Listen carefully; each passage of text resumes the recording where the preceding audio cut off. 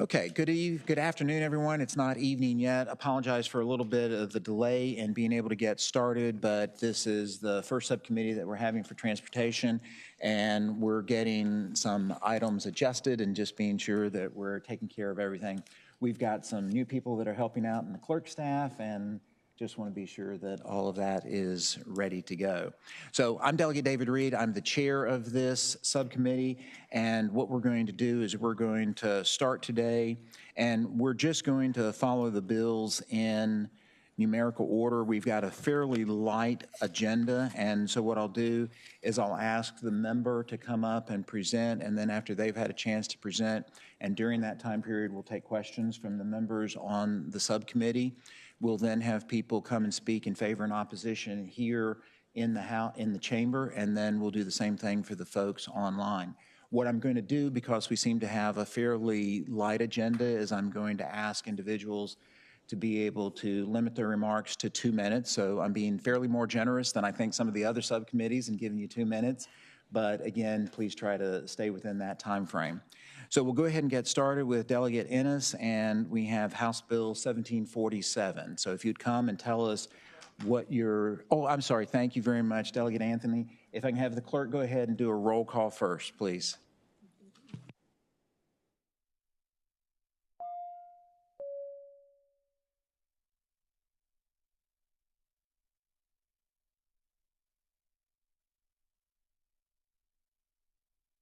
So thank you, Clerk. We do have a quorum. So now, Delegate Ennis, we will go ahead and begin. And thank you, Delegate Anthony, for reminding me of that. So if please go ahead and tell us what your bill does and what problem it is solving, and then we'll see what questions we have from the committee. Okay, thank you, Chairman Reed. House Bill 1747 would extend the time service members have to renew their vehicle inspection sticker. It would extend from 14 to 30 days upon their return to Virginia. This issue was brought to me by a constituent who returned from a deployment, went on leave out of state, and upon his return was pulled over for an expired sticker. Like my constituent, many members of the military go on extended leave after deployments. This bill would simply extend the grace period for them to get their vehicle in order after going on leave to 30 days. The enforcement mechanism would stay the same. They would have to provide orders to receive relief. I have worked with the state police on this bill, and they do not oppose it. And I have confirmed with the DMV that they have no part in the inspection sticker process, which was a question this committee had last year. Though it would affect a small number of Virginians, it would provide some assistance to the ones that sacrifice so much to us, for us. I hope it is the will of the committee to report this bill. Thank you. All right, thank you, Delegate Ennis. And I'm looking now to see if there are any questions from anyone. I see Delegate Anthony, you have a question, so please proceed. Thank you, Mr. Chair. I would like to ask the patron, you said you had conversations with DMV. I know there were some questions about administrative burden and the physical impact to DMV. You can verify that there were, would there be additional training or sticker issuance or an adjusted sticker for the grace period? Or would that burden of proof lie on to the driver? Well, I think the burden of proof lies on the driver, and we really don't see any problems, any issues with this bill. Follow-up question, Mr. Chair. Yes, go ahead. So if the burden of proof is on drivers, the spirit of the bill to ease the transitioning of military personnel from service is definitely admirable, and we want to make things definitely easy. I just feel that there's some equity concerns, some enforcement, and just having that extreme burden of proof where they will have to show that they've come back from service, or they have to have paperwork on them to show that every time they're driving. It just seems overwhelming to have on-the-spot proof shifting the enforcement responsibility entirely, on them, or maybe shifting it from law enforcement to inspection stations. So I have a question of did any of your stakeholders, add to the conversation on that particular issue for us? I did not really get any comments on that. I think it's a fairly simple thing for a service member just to have a copy of their orders with them right there in their vehicle, and I don't think there would be any troubles, any issues at all. Another follow-up. Just a second, Delegate Anthony. Let me have Delegate Ballard have a chance to ask a question because he's been in the queue, and then I can come back to you if you have another one. Thank you, Mr. Chairman. Delegate Ennis, so I saw in the Military and Veterans Caucus, along with Delegate Reed, who's the vice chair of that caucus, this is a bill that's on that bipartisan group to be supported by that bipartisan group. Would you agree with me that this basically is a good thing for our service members and is supported by that Military and Veterans Caucus of bipartisan members of House and Senate? I absolutely think that is the case. Thank you. Yes, sir. Okay, Delegate Anthony, did you have another question? Thank you, Mr. Chair. I also wanted to just kind of clarify again, especially with some valid out-of-state stickers. I just want to make sure that, all the documentation that's imposed on the military personnel to carry this requirement or have to submit this during this grace period. And then, just want to make sure that there's no profiling. So if someone is beyond the time where the inspection sticker was due, and I think we're trying to making sure that we eliminate profiling of folks and being stopped. And while, having to have that burden of proof to prove what during a stop, I just want to make sure of that. And if the patron could clarify a little bit more into that, as far as military personnel always have to have their documentation. How is that going to be communicated to military personnel who are transitioning back from service? Thank you, Delegate Anthony.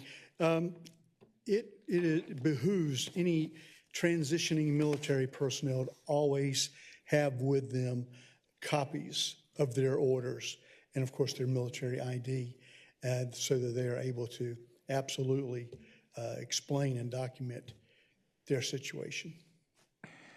So, Delegate Cohen, I'm going to go to you in just a second, and then Delegate Knight, but I do just want to kind of take the opportunity to bring up and highlight something. I think to Delegate Anthony's point about burden of proof is that I remember the times that I was deployed and then came back, I did not keep a copy of my orders with me all the time, and oftentimes orders can be as thick as something like this, if not bigger. And so I think it is concerning that we're looking at asking someone to carry those around. The other thing is that the officer who is actually stopping someone then has to know whether or not those military orders from the different service units are actually valid. And so I think we're kind of moving the burden of proof around, but I just wanted to clarify that. And then to a point about one of the things that Delegate Ballard had pointed out is like, yes, the Military and Veterans Caucus does have this on its bill tracking, but that does not actually say that we're in favor or opposed. It just says that we're tracking. So I just think it was important to kind of clarify that. So I'm going to go to Delegate Cohen now and then go to Delegate Knight. So Delegate Cohen, go ahead with your question, please. Sorry. Thank you, Mr. Chairman. I had two questions for the patron. The first is, if there are no papers, I couldn't see what the remedy, if the driver does not have their papers with them, what is the process for them to be able to dispute the ticket? I don't know that I have a good answer for that, other than that the driver's got to be given a chance to get papers and furnish them, and that's all I know he or she could do. Okay, thank you, Delegate Delegate Knight. Yes, sir. I heard a couple of concerns brought up. This is not a primary offense, So the policeman cannot pull you for this anyways. This is only a secondary offense. Remember, we went through that bill, Mr. Right. Chairman? So there can't be any profiling from my perspective because it's not a primary offense. They can't pull you for an out-of-date inspection. Where I live in Virginia Beach, sometimes an aircraft carrier will come in and we'll have 5,000 to 6,000 sailors come in and they've been on deployment for sometimes 9 months or a year, and everybody there has to get their car inspected, and then we'll have a bunch of these other ships in there. So I think what we're doing is we're showing the armed forces, especially the sailors from my neck of the woods, we appreciate what we're doing. We're not putting the benefit on them. It's just like if you have an expired inspection sticker, you pull them for a primary offense, you say, oh, by the way, we have this, and it's not the primary offense. So anyways, I personally think it's a very good bill to help out the armed servicemen in my neck of the woods. All right, thank you, Delegate Knight. So we have another question from Delegate Ballard and then Delegate Anthony. Thank you, Mr. Chairman. Delegate Ennis, to Delegate Cohen's question, would you agree with me that part of this process is if someone was pulled over and written a ticket and issued a summons to appear in court, oftentimes what the officer would say is have your vehicle inspected by the time you go to court and show up to court, present the, or show, proof that it's inspected, and we'll dismiss the ticket. So would you agree that probably the same process would happen where they could just show up, present a copy of their valid orders, and then they either would dismiss the ticket or take care of it that way? Would you agree with my Delegate assessment? Ballard, I do agree with you. I think that is the truth. Yes. Okay, Delegate Anthony and then Delegate Cohen. All right, do we have a representative from DMV to say about is there clear guidance or any type of administrative fiscal impacts for any type of interim sticker involved in this grace period? Or are we just going to leave that to, ununiformed or inconsistent enforcement? I'm sorry, could you please restate that? Is there a representative from DMV that will verify that there will be no fiscal or administrative impact for training? Wait, Delegate Ennis, the DMV is here behind you. Sorry, yeah. Mr. Chairman, Delegate Anthony, Brandon Bailey, Legislative Director at DMV. We have no overlap with the safety inspection sticker program. You might be interested in hearing from state police, though, because they do administer that program. Major Maxey.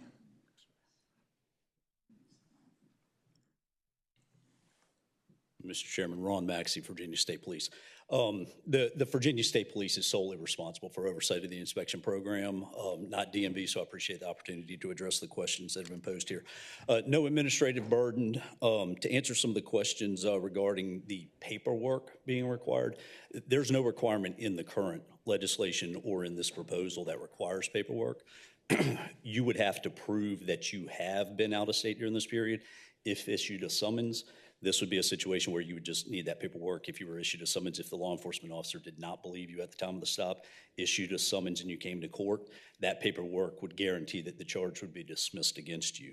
All this is doing, it makes nothing changed other than the fact it goes from the 14 days to 30 days. If anything, the same requirements are in place. It just allows the servicemen an additional basically 2 weeks to get their inspection done.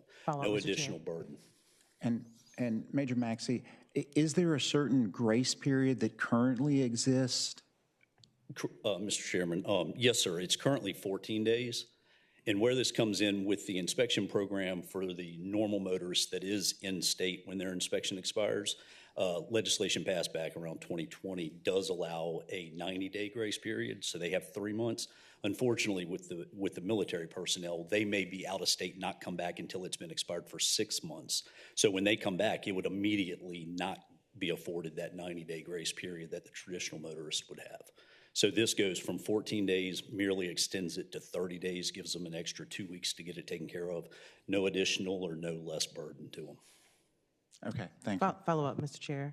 So I would like to ask the state police, is there any reason why we can't extend that grace period to everyone across the board? The normal motorist in Virginia was granted a 90 days, so they actually have Longer? 2 additional months. Yes, ma'am. Thank you, Mr. Chairman. Okay, thank you, Delegate Anthony. Delegate Cohen, you had a question. Yes, I just wanted to ask if these folks are not, don't have to show their papers at the time of stop, are we just, anyone can say that they've been deployed and that's why they couldn't, I see you're nodding back Delegate there in the Ennis, back. question's for you. Well, the service member would have a military ID, so they could prove they were a military member, and I think that would probably be sufficient to. Okay, it doesn't appear that we have any other questions, so is there anyone here who would like to speak in favor of the legislation? Is there anyone who wishes to speak against the legislation? Do we have anybody online for House Bill 1747? We do not. Okay. The committee moves by motion. I would move to report. Second. There's a move to report. I have an and alternative motion. There is an alternative motion, and there's a second. And what's the alternative motion? Alternative is to lay it on the table. Okay. That is a superior motion to lay it on the table. Is there a second? Second. There's a second. It's non-debatable. So the motion is to lay it on the table, and so if the clerk could prepare that and open the roll. And if everyone would please cast their vote. And the motion is to lay it on the table. Okay, by a vote of 5-3, the motion, you can close the roll. By a vote of 5-3, it is laid on the table. Delegate Ennis, I would really encourage you, because I think a lot of the questions are really surrounding the process. And I think that there's a lot of really good intention here, but I think one of the things that we've learned over time is that we can't legislate on good intention. We have to legislate with the actual black and white of what is in the piece of legislation. So I would encourage you to work on this. And I think, as someone said before, I think Delegate Sullivan had said, this is the reason why there's a next session. So again, thank you for your interest and thank you for your support. But I think that we, like I said, we need to be able to legislate based upon the black and white. So thank you very much. The next vote, or the next piece of legislation, is House Bill 1801. And Delegate Cohen, you can stay there if you want, or you can go up front. If you want to stay there, if you could present the bill and then tell us. Yes, thank you, Mr. Chair. HB 1801 proposes to increase the maximum boundary that a locality could choose. You can right now have your school crossing or your school zone be up to 750 feet. This would double that to 1,500 feet. It's meant to help increase the pedestrian safety.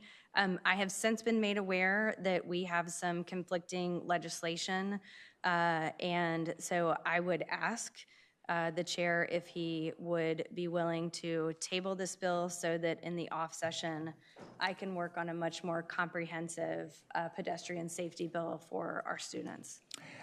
Delegate Cohen, do you want to table it or just strike it from the docket? I'm fine to strike it from the docket. Okay. And so there's a motion to strike it from the docket. Is there a second? Second. Is that a voice vote or a recorded vote? It's a voice vote. It's a voice vote. So all of those in favor of striking HB 1801 from the docket, please say aye. Aye. All those opposed, nay. Okay, it is stricken from the docket. And just to highlight a little bit more details about what Delegate Cohen was talking about, we are working on some comprehensive legislation that addresses not only school crossings, the use of cameras across the Commonwealth, just broad way to be able to address how we're going to move forward with that. And so I really do appreciate her being willing to take a look at her legislation and then be able to look at that going forward as we were going to put up new guidelines and guardrails on how to be able to address cameras in school zones and all of the potential unintended consequences. So thank you, Delegate Cohen. All right, next up is Delegate Arnold. Yes. I apologize, but that is a recorded vote. Oh, sorry, it is a recorded vote, so let's do HB 1801 to strike it from the docket, and if the clerk would set up and open the rolls.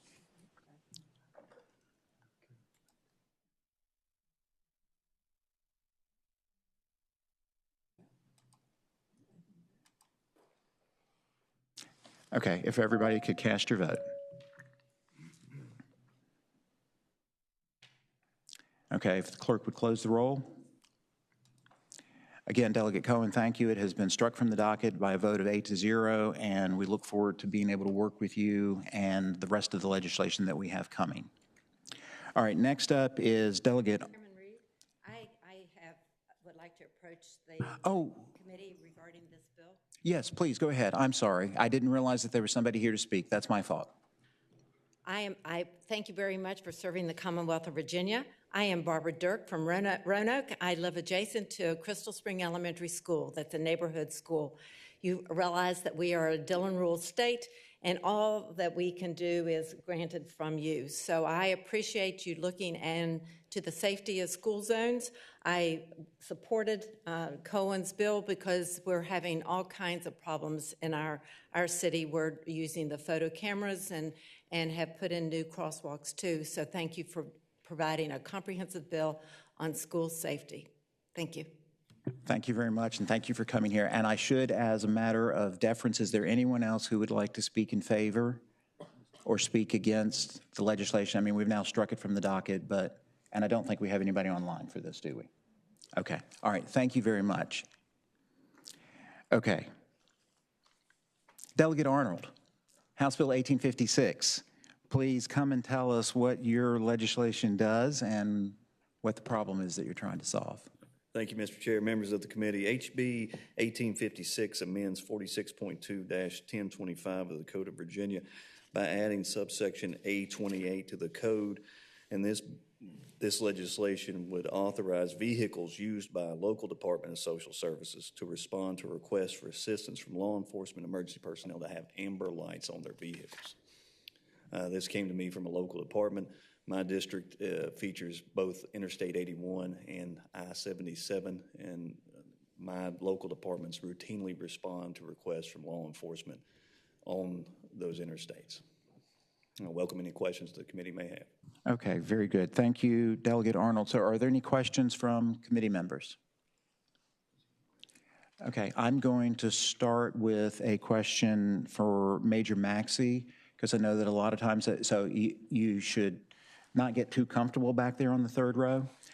But I know a lot of times that we have questions and concerns from both VDOT and from the state police on the use of additional amber lights. So I would just like to ask you up front if there's any concerns from state police, and then Joanne, if you wouldn't mind coming up and preparing just to answer a similar question. So go ahead. Mr. Chair, Ron Maxey, Virginia State Police. We have no position on the bill. This adds to what we're all aware are numerous vehicles that are afforded this exemption in the code and allowed to use the amber lights. So we have no problem with this addition. All right, thank you very much. Joanne? Mr. Chair, Joanne Maxwell from VDOT, and like State Police, we don't have a position on the bill. We'd have no issues. Okay, fantastic. Are there questions from the committee? Seeing no questions from the committee, let's see, is there anyone else here who wants to speak in favor? Anyone who wants to speak in opposition? Okay, I'll get into a rhythm. Do we have anybody online? We do not. Okay, thanks very much. All right, the committee operates on motion. I'd like to make a motion to, sorry, I spoke right over top of you. There's a motion to report. There's a second, so probably made a motion to report and seconded, so if the clerk would please open the roll.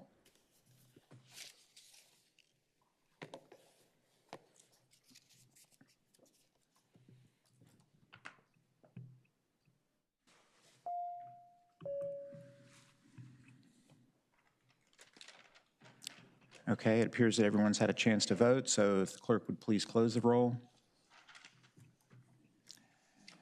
Delegate Arnold, congratulations. Your legislation passes 8-0. It will be heard in full committee tomorrow morning at 9 o'clock. Because it passed without any nay votes, then you do not have to be at the committee meeting. I thank the chair and I thank the committee. Thank you. All right, next up, just going in numerical order. Sorry, Delegate Hope, but we're going to go with Delegate Bulova next, which is House Bill 2036. Alphabetical, too. How about that? Yes, Delegate Bulova, go ahead and proceed with House Bill 2036. Thank you, Mr. Chairman. And before I get into a rhythm, I did want to make sure that we had the video queued up. Is that on the left? Okay, perfect. I'll get to that spot in a second. But So Delegate Bulova is doing a multimedia presentation today. Here we go. All right. So anyways, thank you, Mr. Chairman. So House Bill 2036 addresses a very dangerous, and unfortunately it's a growing problem across Virginia of street takeovers and exhibition driving. And so this is the practice of purposely taking over a public street or a parking lot without permission and then engaging in exhibition driving. And I think the important thing to remember is that you're exhibition driving, and so you're doing these kind of things in close proximity to spectators. It can be a combination of things, but usually involves a combination of doing donuts, wheelies, burning rubber, skidding back and forth, having the wheels of the car leave the ground, and similar activities. And it will also be accompanied oftentimes by a passenger, and I use passenger as a loose term, who is not in a passenger seat, but is actually sitting somewhere else in the car, such as in the window or on the hood. It's not just an annoyance. It's something that's very, very dangerous and quite honestly potentially deadly. And I do know that across the country there have been deaths, but it's not just drivers and passengers and those who purposely gather in the crowd. It can also affect anybody who's not participating and just happens to stumble across a car or a vehicle that swerves out of control. Since I know that not everybody here is familiar with this, I did want to illustrate it, and the words really don't describe it very well, and so that's why I appreciated the chairman's acquiescence to be able to pull up a very short video just to kind of demonstrate what we're dealing with in terms of exhibition driving. And I think the important thing is that these aren't things that are happening in other cities or other states. This is all footage from Northern Virginia. All right, please proceed with the video. I think it's about 3 minutes long.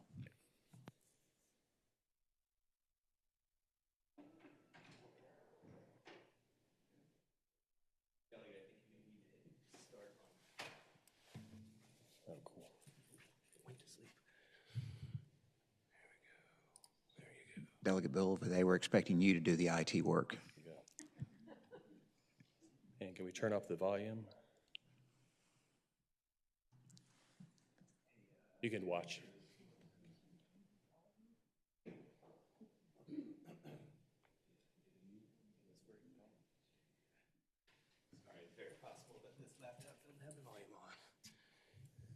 Was surrounded by a bunch of before that.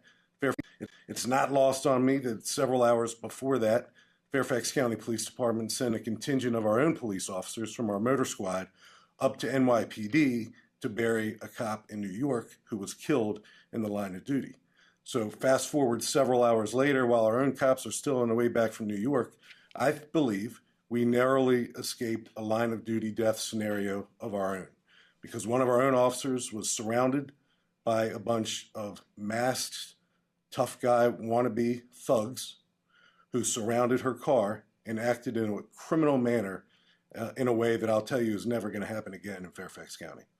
So let's play a couple of those videos and then we'll talk about what our detectives have done since then and about what our posture is going to be regarding these street takeovers going forward.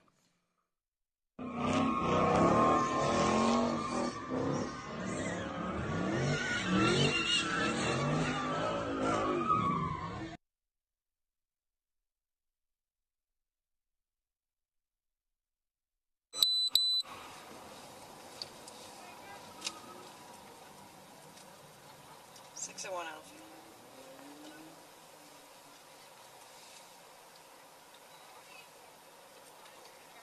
I'm going to be out with a large group of individuals doing donuts in a parking lot behind Electronic. I've got a huge crowd. They're hitting my car. I need units to expedite.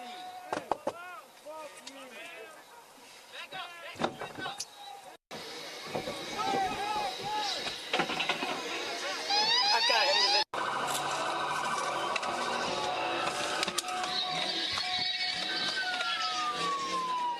600 Alpha, multiple people blocking my cruiser, banging my windows.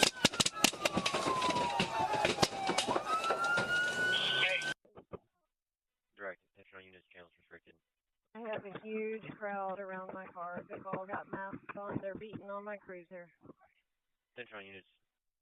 Okay, let's pause right there. So our officer, and she's very young, she's been on just a couple years, exhibited a ton of grace under pressure in that very volatile scenario. It's important to note that this was not a call for service. This was a police officer out at about 3 o'clock in the morning, proactively policing our neighborhoods and our communities. And she came upon this street takeover, and you see what happened when she drove around the back side of this parking lot to investigate it. When this happened, our detectives immediately were dispatched and began their investigation. All right, thank you, Delegate Bulova. So please proceed now. Yeah, thank you, Mr. Chairman. I really appreciate the acquiescence because I think that kind of illustrates the issue we're dealing with. And so I just want to provide a couple of the basics of the bill, and then I'd like to turn it over to Fairfax County Police as well as the county's liaison about why this bill is important with respect to their law enforcement efforts. So first of all, I wanted to note that we already have a separate statute dealing with racing between two vehicles. And so the reason for this is because that's a particularly dangerous behavior out on our roadways. And so at its core, what this bill does is add to the existing racing statute takeovers and exhibition driving. And so kind of think of the framework as we're expanding upon something that's already in the code. So what does it do? So first, it provides those that engage in street takeover exhibition driving are guilty of reckless driving. So it's a Class 1 misdemeanor, so that's identical to racing. This is in the new paragraph C. Next, we make it a Class 1 misdemeanor to have passengers riding in an area not designed for passenger transportation. So you saw that being illustrated at the very end with the people hanging out the window. And also making a Class 1 misdemeanor for purposely impeding traffic or pedestrians for the purpose of an unlawful event like that. So that's new paragraph D and E. The bill then addresses the huge issue of how to discourage spectators from participating in those events. And so remember, it's called exhibition driving. And so they are there to gather a crowd. And that's part of the really dangerous part of this. And so paragraph F makes it a Class 3 misdemeanor. For a person to knowingly be a spectator, which is defined in the bill. Just want to kind of draw to your attention that this is something that we do in other parts of the code. So for instance, it's a Class 3 misdemeanor if you attend a cockfighting event. It's a Class 1 misdemeanor if you attend a dogfighting event. So this is something that we've already done in the Code of Virginia. Paragraph H allows a judge to suspend a license for up to 6 months. That actually gives the judge more discretion than what we currently have for street racing. So for street racing, it's a shall. For this, we've put that in as a may to be able to give our judges more discretion. The next section simply add exhibition driving to the existing racing statute for causing injury or death during an event.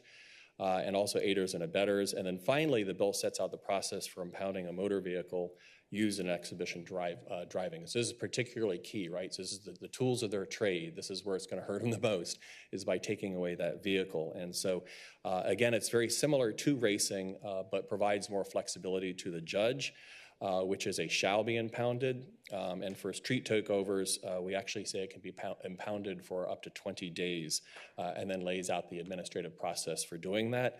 And again, we didn't make up language. This is language that we currently have in the code with respect to impounding a vehicle for DUI. So again, Mr. Chairman, I appreciate your consideration of this bill. I wish this was not a problem in my area, but it is, and it's a growing problem, and we would really like to make sure that it doesn't continue to expand in other parts of Virginia. So thank you for your consideration. Again, I do have members of the Fairfax County Police and County Board of Supervisors here to speak on the bill and ask or answer any questions.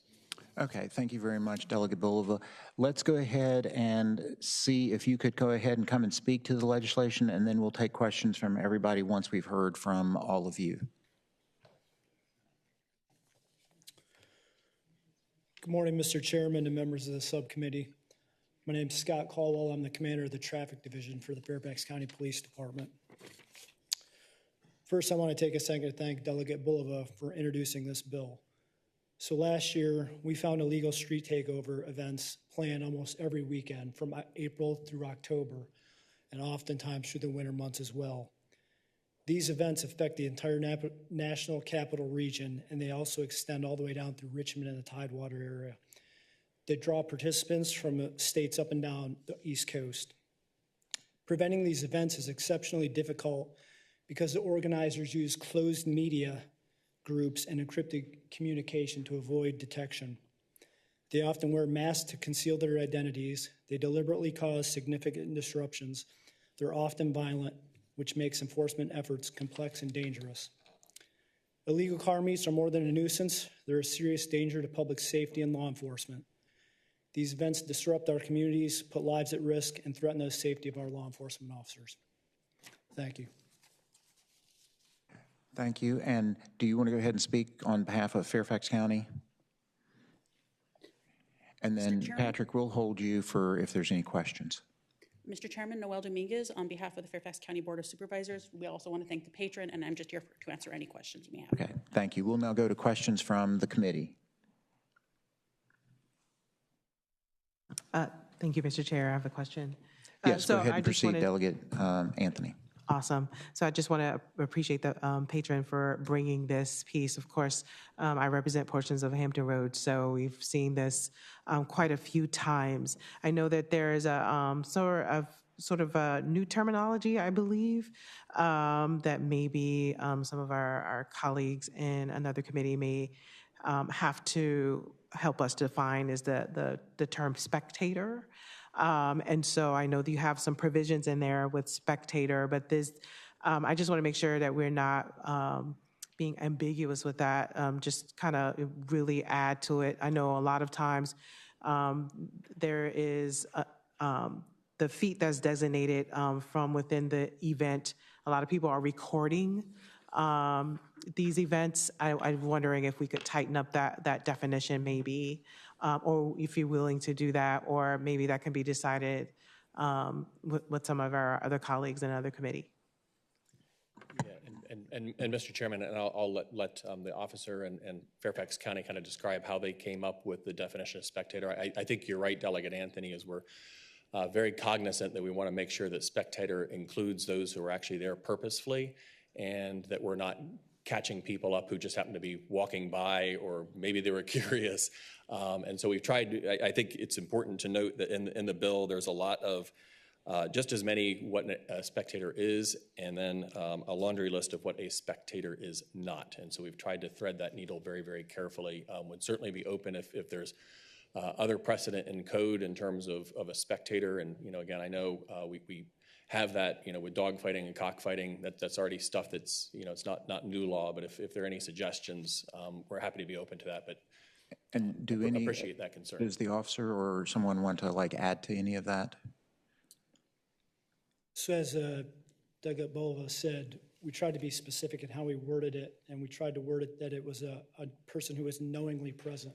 So these events, as I stated, they're through closed communication. So they're not just posted on Facebook or social media for anybody to see. They're closed groups that you have to have access to see. So these people that are coming that are spectators are not just rolling up on them randomly. They're part of the groups that know that they're there. So that's why we tried to put that they're knowingly present, which is a difference from someone who happens to be driving by and sees it, or is stuck at an intersection while an event takes over and they're just stuck there sitting in their car. Obviously, they're not knowingly planning on being present for that. So that's how we tried to thread that when we put this in there. And Delegate Ballard, I'm going to come to you, but I just want to go back to Delegate Bullough for a second. So you believe in your code section that you've threaded that needle by identifying knowingly being there versus just happening to be a spectator?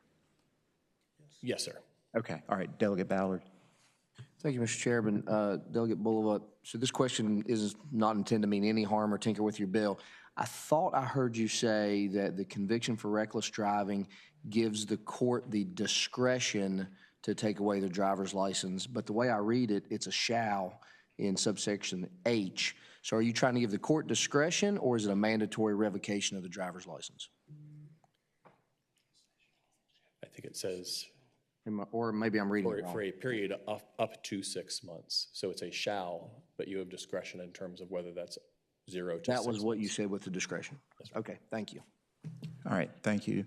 Are there other questions from the committee members? All right, we'll now go to those that wish. Did you have additional comments, Delegate Bull? I did, and so there is one tiny little amendment that I'd much rather do now than later. Originally, when we were looking at impounding vehicles, they were looking at doing a tiered approach. They decided not to do the tiered approach, and so you'll notice that there's a language that talks about a first offense and then how long you're able to impound a vehicle. If we could just take out that first offense part and just have that be the penalty. What lines are those, Delegate Bulova? And I'm sitting here looking at this with counsel so that we can be sure that we get it right. Like 91. Yeah, that's just a small thing that they... 91. Yeah. It would be to strike the word first.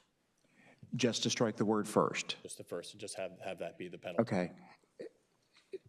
Are we willing to accept that as a friendly amendment? All in favor of accepting striking the word first on line number 91 as a friendly amendment, please indicate by saying aye.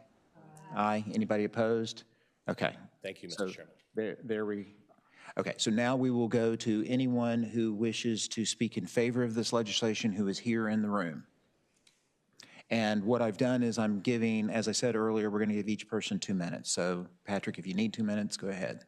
I will be last, Mr. Chairman. Thank you. Mr. Chairman, members of the committee, Patrick Cushing on behalf of AAA. We are an auto club with over 1 million members in Virginia. You may know us for towing and fabulous roadside assistance, but we are also a transportation and motorist safety advocacy organization. So want to speak in favor of the bill. Thank Delegate Bulova for bringing this, but we strongly support this bill. AAA clubs across the country have seen this happening in other states, and states are beginning to take more proactive measures with bills like this, so we're very supportive. Thank you. Thank you. And other people wishing to speak in favor? Yes, ma'am. And I should say that I know him, but when you come, if you could just tell us who you are and what organization you're representing. And if I could pass these out so you have an idea of who I am talking Sure. about, please. And go ahead and proceed. Okay. And I have a larger picture. This is Shaman Dadaran Myrice. She was once a plucky, energetic young 12-year-old winning the local blueberry pie eating contest. She grew to be a creative, analytical strategist and innovator of pharmaceutical safety, as well as a volunteer on Operation Barbecue Relief after a hurricane. A young woman described as one whose passion to succeed is contagious. Wouldn't you like to have her on your staff? But in the early morning hours of August 28th, 2022 in Chicago, Shaman Dadaran Myrice was struck by a 103-mile-per-hour speeding Corvette while waiting to cross the street. Sorry. She and her boyfriend were among a small group of people who had just left a concert. In a split second, 2 blocks up the street, 2 Corvettes, who later we found were playing games before that, revved their engines and slammed down their accelerators, careening toward the group. One driver lost control. Only Shaman was hit and died within minutes. In a moment, gone was my son-in-law's sister, his mother's daughter, his wife's sister-in-law, and the beloved aunt of his 4.5-year-old daughter, my granddaughter, and teenage nephews. A loss solely because 2 men needed a moment's cheap thrill. It took months to identify and track down both drivers, bring them to court, and years to result in a sentence of only probation and community service. Years of heartache for Shaman's family. By amending Virginia's laws, we can help prevent this occurrence. Am I up? Yes, sorry. Thank you, Ms. Clement. Can I quickly Yes. say, I live downtown. I have seen the meetup that happened on the Lee Bridge a couple of years ago. I get woken up at midnight sometimes because of these kinds of drivers. Thanks very much for your testimony, and we're really very sympathetic for your loss. I mean, that's the reason why we do the things that we're doing, so thank you. Well, thank you very much, and I'm going to put her brother in contact with Senator, our promote, Bolivar's, there you are, you were over there before, office. Okay, thank you. Is there anyone else who wishes to speak in favor?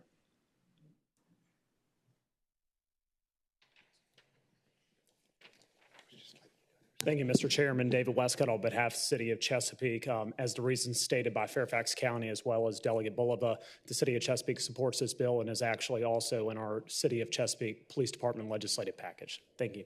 Thank you. And anyone else wishing to speak in favor? Anyone wishing to speak in opposition here in the room? Okay, I believe that we have one person online who would like to speak in favor, and that would be Mr. Mike Dole. So, Mr. Mike Dole, if you can please turn on your camera and your microphone, and I believe that you should be able to join us. Okay, thank you, Mr. Chairman, and thank you, members of the Transportation Committee. I'm the founder of a group called Northern Virginia Families for Safe Streets. We're a pedestrian safety organization, pedestrian bikes and all vulnerable road users. We have about 1,500 members in Northern Virginia, including a large number of members in Fairfax County.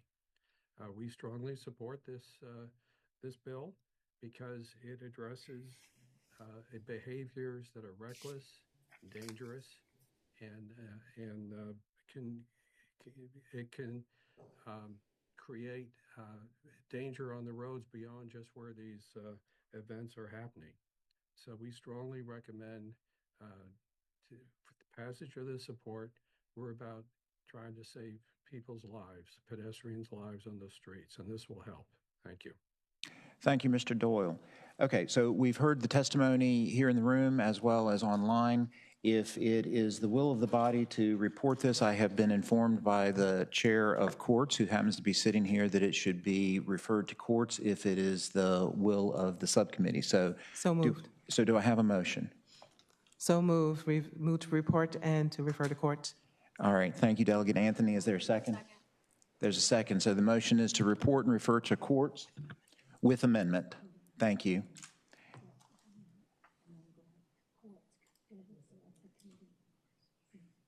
The clerk will please open the roll.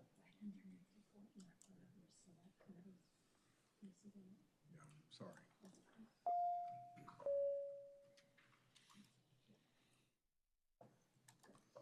Okay, so we have report and refer with amendments to the courts of justice. Everyone, please cast your vote.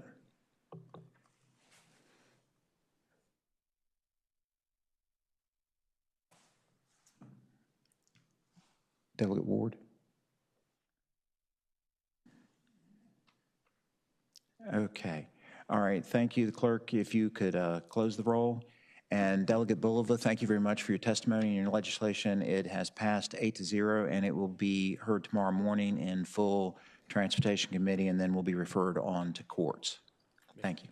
Mr. Chairman, thank you so much, and members of the subcommittee, thank you very much.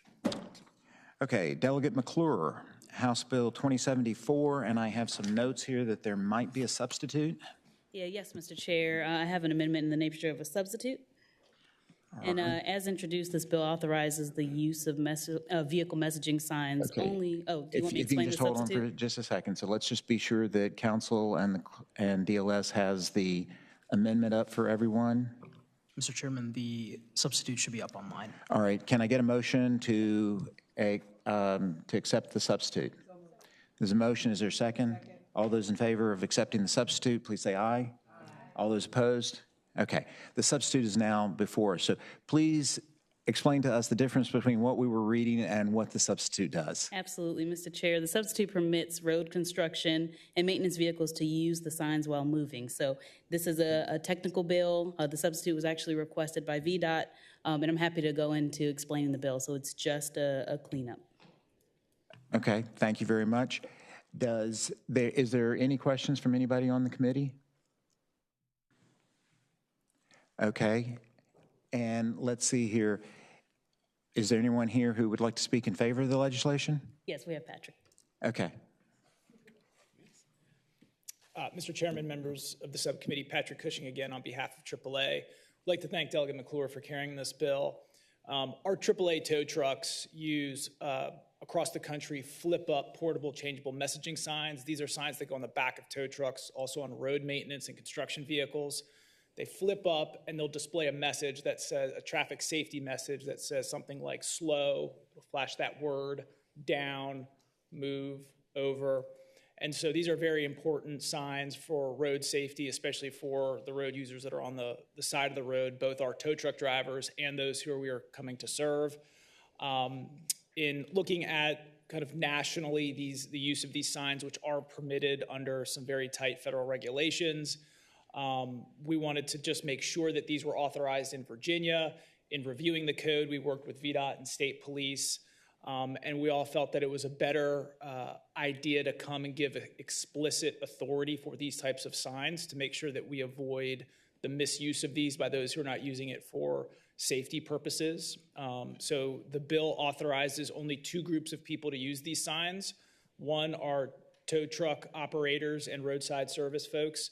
And then the second group of people that Delegate McClure mentioned are road builders, road construction, road maintenance. The difference between those two groups, for tow trucks, we're leaving the signs to be used only when our tow trucks are stationary. That's when we pull up to the roadside, we stop, we put them up. For the road maintenance folks, when they are doing asphalt and paving and moving at a slow rate of speed, it might be very helpful that they have the ability to use those to direct traffic away and warn of dangers. So that's what the bill does. And as I mentioned, AAA brought this with the help of state police and VDOT, so we thank you. All right, thank you very much. And once again, anyone have any questions? Okay, and anyone else wishing to speak in favor? Okay, Rob? Mr. Chairman, real quick, Rob Bohannon, representing the Virginia Transportation Construction Alliance, represent over 300 companies that build and maintain Virginia's roadways. Appreciate the amendment.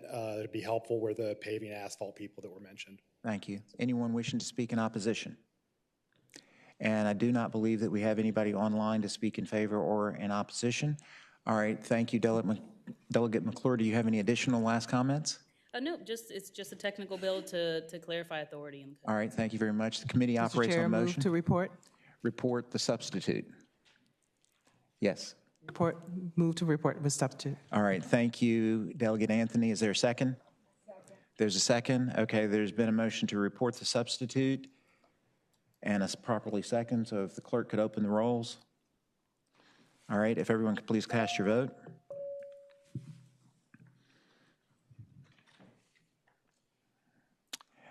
Okay, if the clerk could close the roll. Delegate McClure, it reports with a vote of 8-0. Thank you very much. It'll be heard tomorrow morning in full transportation, and you do not need to attend.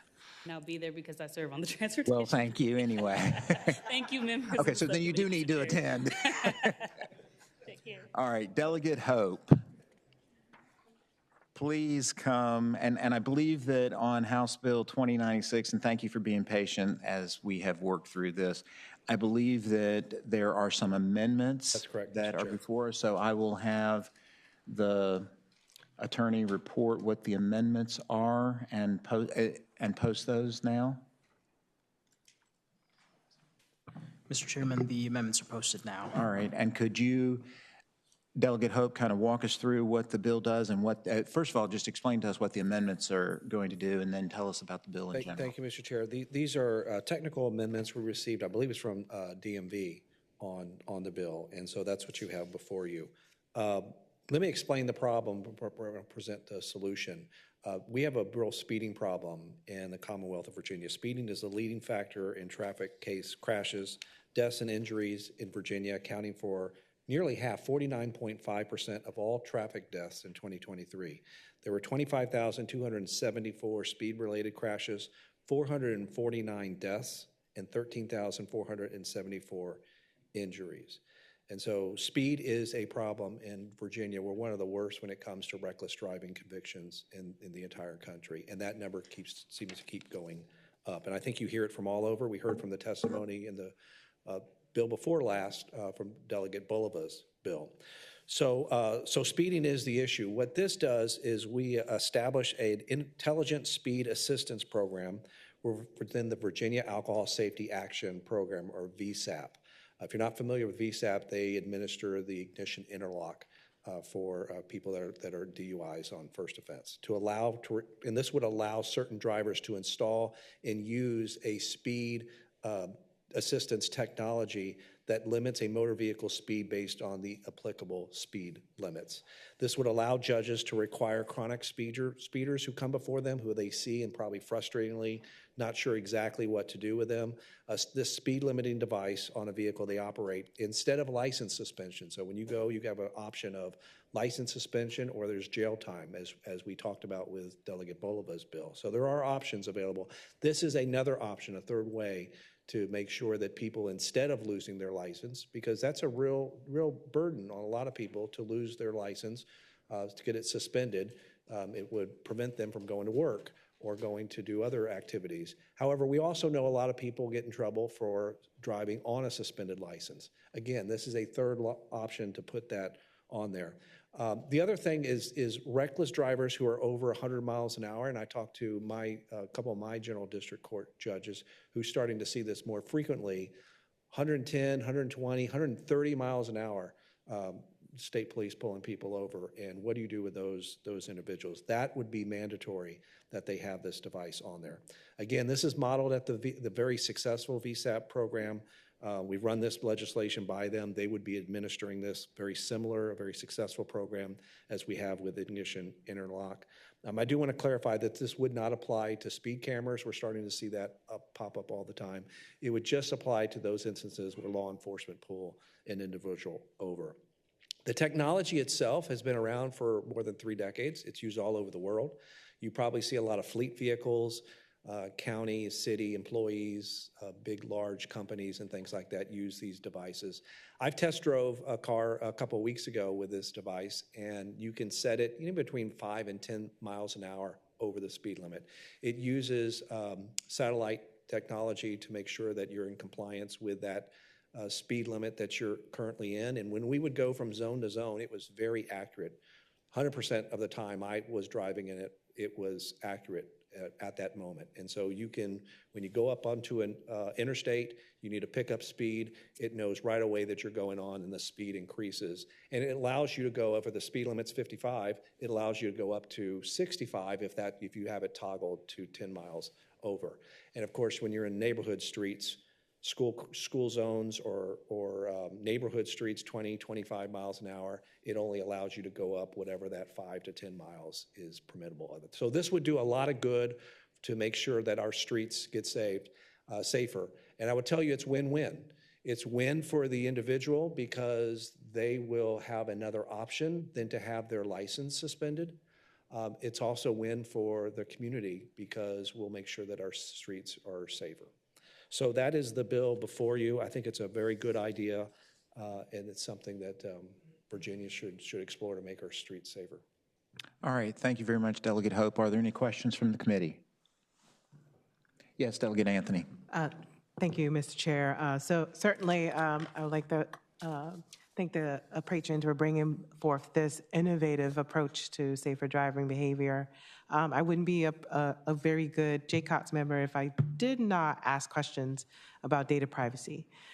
So if you could, bring in yourself or some stakeholders just to talk about that within this bill. Yeah.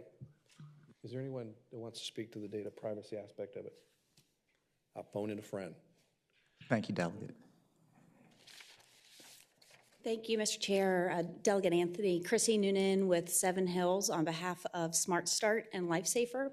And I think your question is a really good one. And the good news here is that this program, as it's drafted, is set up through VSAP. And VSAP has a lot of experience with this type of situation because of the Ignition Interlock program. And so the language that would apply to this program mirrors the language that already exists for VSAP. And if you look at lines 138 to 140, that's the part of the bill that addresses sort of what happens to the electronic log of a driver's experience and how quickly the device needs to sort of transmit that data to VSAP. But I think your concern is more about sort of who is getting access to the information from that the technology in the vehicle. And I'll say to you that one of the amendments that was requested, I think by VASAP or by the Attorney General's office, actually delays the start of this program by a year to account for the fact that VASAP is going to have to work hard on a regulatory process to make sure that the safeguards are in place for those exact types of concerns. So if the Data Privacy Act applied to this, and it very might well, that would be part of the regulatory process under which, VASAP would have to determine sort of how that data would need to be protected and the safeguards that any entity hoping to participate in this program by providing the technology would have to adhere to. Thank you, Mr. Chair. Thank you, Delegate Anthony. And Delegate Cohen, I believe you have a question. Mr. Chairman, just more of a comment. Right outside of our neighborhood, we live off of a 4-lane highway divided by a median.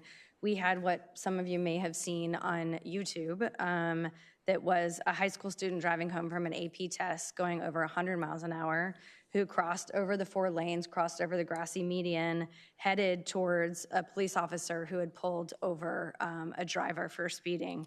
And if it was not for the unbelievably quick reflexes of the officer, he would have been slammed into and pinned between both the high school driver and the car that he'd pulled over. Luckily, because of his reflexes, he and the driver of the vehicle he had pulled over suffered only minor injuries. So not only am I a big fan of this, and having driven a U-Haul across the country, I have experienced the governor, but I think, I can see some other applications hopefully down the road when looking at, we have just seen this huge uptick in our 16 and 17-year-olds driving over 100 miles an hour. It's claimed the life now of 3 young women, high school aged, in my district alone. And so I really am highly supportive of this, and I appreciate the patron for bringing it to our committee. Thank you, Delegate Cohen. Any other questions from any members of the committee? Okay, is there anyone here who would like to speak in favor of the legislation? Thank you, Mr. Chair. Again, Chrissy Noonan on behalf of Smart Start and Life Safer.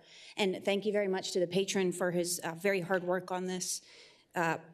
This bill is supported by a number of safety advocates, many of whom you'll hear today, and I certainly don't want to get in the way, but I do just want to point out a few things, and I think Delegate Hope said it well. We know speeding is an issue, and we know that it leads to fatalities, and we know that the problem is getting worse, and we have data to support that even more so here in Virginia. We also know that when someone loses their license, often they continue to drive, and if they don't, it means that they're not going to work, or they're not able to take their kids where they need to go, or they're not going to their doctor's appointments. This technology is proven, and it's been used for decades in fleet vehicles, and it attacks the problem of speeding without taking away the privilege. The patron has worked hard to make sure that the timelines for enrollment in this program are married up with the timelines that exist for license suspensions, and also in working with stakeholders like VASAP to make sure that they were on board and sort of ready to tackle this problem.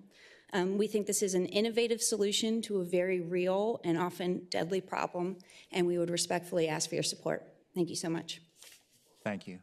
Next, in favor? Mr. Chairman, members of the subcommittee, Patrick Cushing on behalf of AAA.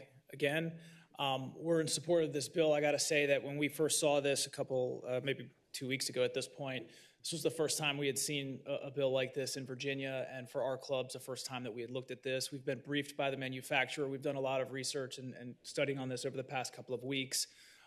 End result is we think this is a great thing. We pulled some DMV data just to give it to you. 25,274 speed-related crashes in Virginia in 2023, resulting in more than 13,000 injuries and 449 deaths. Speed was a factor in nearly half of those crashes. So we think this is a good tool to address those dangers. Thank you.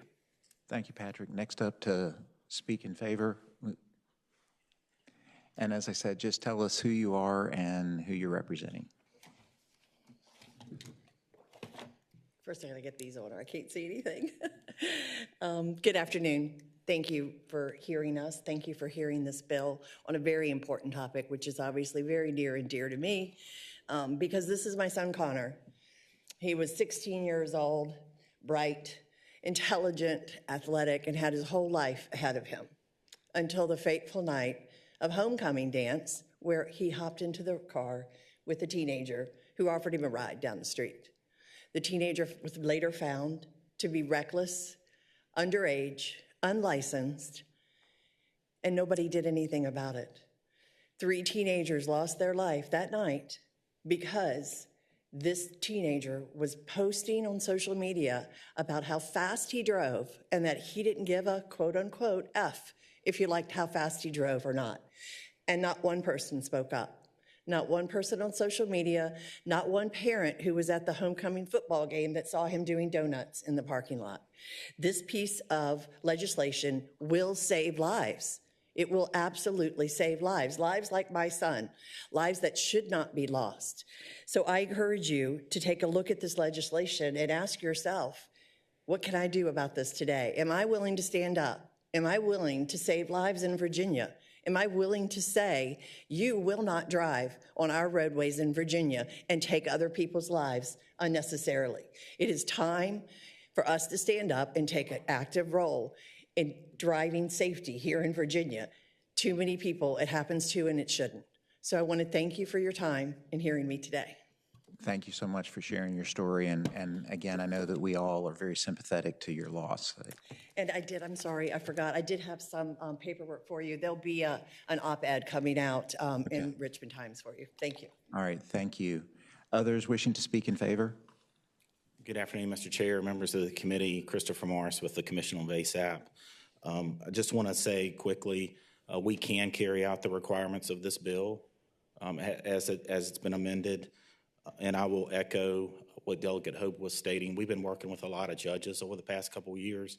We hear the exact same thing, especially on Interstate 95, of the egregious speed limits they're seeing. And they reach out to us and they say, hey, what are some other options that we have as a tool? And we're limited in what we can give them. So this is a great bill to give them some additional tools. Delegate Anthony brought up a really good question about data. We, as writing the interlock regulations, we also wrote the regulations for remote alcohol monitoring. I would say our interlock regulations are the tightest in the country. So when it comes to data, we really lock that down as far as securing it. So thank you. Thank you. Others wishing to speak in favor?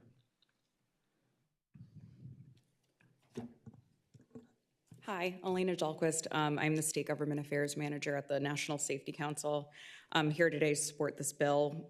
One of the most dangerous things we do every day is get in a car, and despite the established relationship between speed and collision severity, cars are still easily able to exceed even the highest speeds. In Virginia, as we've heard, speed was the primary factor in roughly half of the fatal crashes in 2023. The state, unfortunately, also continues to make alarming national headlines for its soaring rate of speeding tickets and alarming number of reckless drivers that are on the road. This legislation would help curb this epidemic by requiring the most chronic speed offenders to use technology that would limit a driver's speed to the corresponding roadway limit.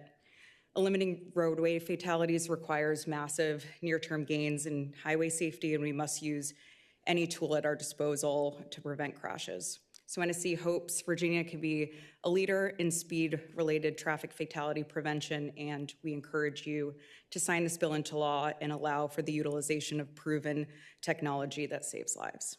Thank you. Thank you. Anyone else wishing to speak in favor? Hello, Mr. Chair and delegates. Hi. Thank you so much. I am Christy King. I'm the Executive Director of the Christopher King Foundation in memory of my son. This is my baby, Christopher. He was full of life and hope for the future. This was his graduation ceremony in 2020 in our cul-de-sac, because we all remember how horrible COVID was. Here was his ceremony. 2 weeks later, he's killed in a car crash. The driver of the car was driving recklessly. He was going 80 in a 30-mile-per-hour zone. The driver was high. The driver didn't have his glasses on, just the multitude of horrible choices. Hit the ditch, clocked at 80, and that's when my son was thrown to his death. Later, to find out that the driver had previous reckless driving, 1 reckless driving ticket, a marijuana ticket charge, So this bill, thank you, Delegate Hope, it's so important that will save so many lives. Thank you so much. Thank you so much. I have a handout. Thank you so much for sharing. I mean, again, our sympathy just goes out to you. I mean, this is why we have to continue to try to address these concerns. Is there anyone else wishing to speak in favor? Is there anyone wishing to speak in opposition? Okay, we have one person who wants to speak in favor online. So Mr. Doyle, if you would like to join us. Okay, thank you, Mr. Chairman and members of the committee. So I said before, my name is Mike Doyle. I'm the founder of Northern Virginia Families for Safe Streets. We're a pedestrian safety organization. We have chapters in Arlington, Alexandria, and Fairfax. And we say speed kills, speed maims. That's not original, but it's very serious. And this bill would help to take some of these extremely reckless drivers off the road, or at least give them the option, if they want to stay on the road, to adhere to the speed limits. I'm told by my colleagues at Families for Safe Streets in New York that in New York City, where they take these people who are deemed to be extremists in their driving habits, they account for 5% of the people that get tickets, but in terms of speeding, but they account for 40% of the overall infractions. And many of the people that even have their license revoked are still on the streets and still continue to drive recklessly. So this will help. It's one of the things that we believe will make the streets safer. In Northern Virginia, the number of serious injuries, pedestrians, has steadily increased for the past 4 years. The number of people pedestrians killed was twice as many as in 2023. It's in 24. So we strongly urge the committee to pass this. We thank Delegate Hope for rendering the bill. Thank you. Thank you, Mr. Dole. And before we go to any other comments or questions, we do have a question or comment from Delegate Ballard. Thank you, Mr. Chairman. Chairman Hope, I'm just curious, is this going to go to courts for discussion? Because if it is, then I can wait. If not, then I just had a couple questions about how this would operate in General District Court. I think it's probably there right on the edge. I mean, it's pretty confident that it's an option that the court could choose. A judge could choose this option. It's clearly a transportation. So it's probably a gray area. I think if the committee chose that they wanted to send it to courts committee, I think we would be fine with that as well too. It's primarily transportation. That's sort of primary. If there was a secondary, it would be courts just because of the judge aspect of it. But it's really up to the committee. Mr. Chairman, just follow up. And maybe you can just answer, or Chris can. The way I'm reading this is if you're convicted of reckless driving, you go to General District Court and it's too fast for conditions or your typical speed, then the court has discretion to order you to do this. If you're convicted of reckless driving and it's over 100 miles an hour, no discretion, it shall be done. That's correct. Am I understanding that? Correct. Okay, all right, thank you. That is correct. All right, thank you. Any other questions, comments from any of the members of the committee? Okay, the committee operates on motion. Motion to move and refer and report As amended. as amended?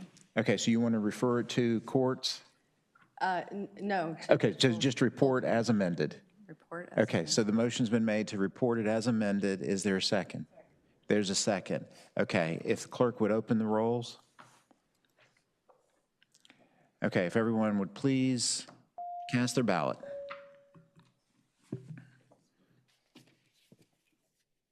Okay, everyone has voted. Go ahead and close the roll. Delegate Hope, thank you very much. It has been reported with amendments to the full transportation. All right, I do not believe that we have anything else before us for the rest of the transportation agenda. I appreciate everyone's time and effort on these really very good topics today, and I will entertain a motion now to adjourn. Moved and seconded. The Transportation Subcommittee is now adjourned. Thank you.